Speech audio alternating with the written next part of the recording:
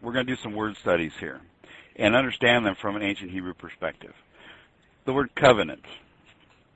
We're all familiar with that word. We're pretty sure we know what the covenant is. But if you really look at the word covenant, whenever you're working with a word, if you want to understand it from an ancient Hebrew perspective, the first thing you have to ask yourself, is it a concrete or an abstract word? Can you see a covenant?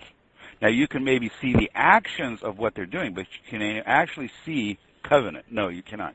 Can you hear it, see, taste, or smell it? No, you can't. You can't touch it. You have to ask yourself, how did the ancient Hebrews understand this from a concrete perspective? One of the best ways of doing that, and this is what I do in the lexicon, the ancient Hebrew lexicon of the Bible, is look at its roots and all the words that are related to it to try and determine what that word literally means. The Hebrew word for covenant is barit.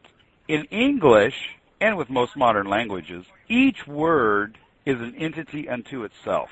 It's just a word that has a meaning, period. We don't work with root words in English, but Hebrew does, because all the words that come from a common root are related in meaning.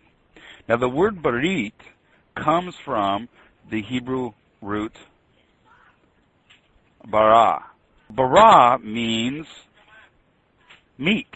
What does meat got to do with covenant? Well, if you think about it, what did they always do a covenant with? They always took an animal and cut it, and that was the sacrifice for the covenant. So there's the meat right there. It's actually meat. The Hebrew word barit literally means meat. So when it says make a covenant, okay, well, now we got to look at the word make. The Hebrew word for make is asa.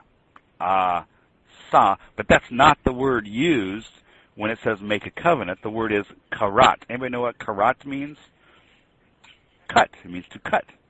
When it says make a covenant, literally in the Hebrew it says let's cut the meat. That's what it says, cut the meat. When they did a covenant, what they would do is they would take an animal and cut it into two. And then what they would do is they would pass through the pieces.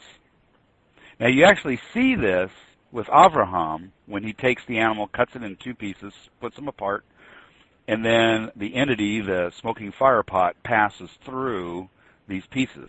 What's he doing here? Why is he doing that? Well, Jeremiah, and I don't have the verse in front of me, but there's a verse in Jeremiah that explains what's going on here when they did these type of covenants. Is what they're doing is they're saying that if I violate this covenant, then you can do to me what we just did to this animal. That's how serious these covenants were. If you broke the covenant, they could literally cut you in two. That was the penalty for breaking the covenant. Now, interestingly, and I'm not Two House or anything, although I've listened to some of the teachings on Two House, but I do find it interesting that Israel broke the covenant, and what happened? They got split into two nations, Judah and Israel. Interesting.